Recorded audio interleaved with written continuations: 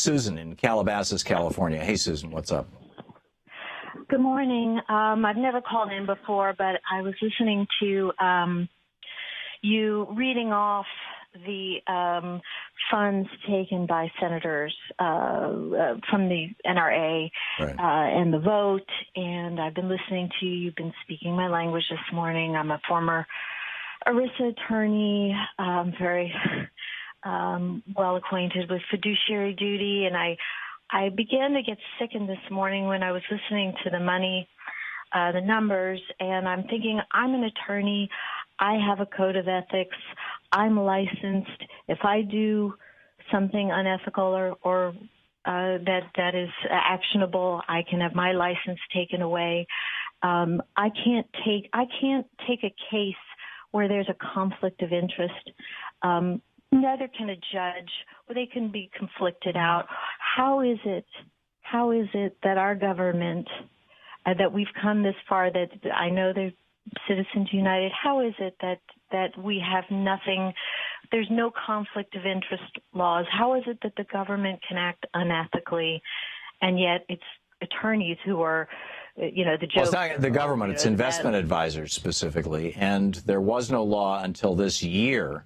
And Dodd-Frank gave the president the legal authority to create a fiduciary responsibility, a law that says that if you're an investment advisor, if you're one of those people making $17 billion a year off other people's investments, you have to at least tell them the truth.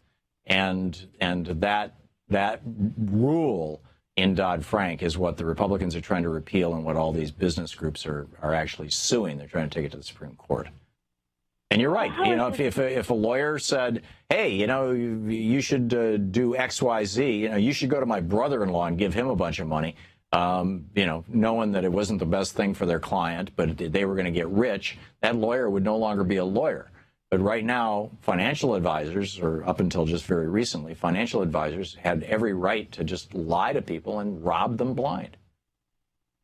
And how is it that these senators can take millions of dollars from the NRA and not have to opt out of the vote? The Supreme Court legalized it. I know that. Yeah. I realize.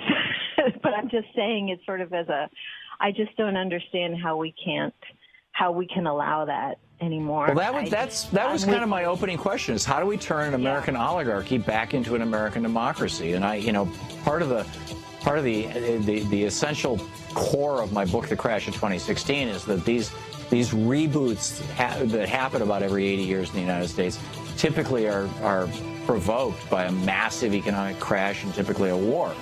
And I suspect that that's going to happen again. But whatever it is, we're overdue for it. Susan, thank you for the call.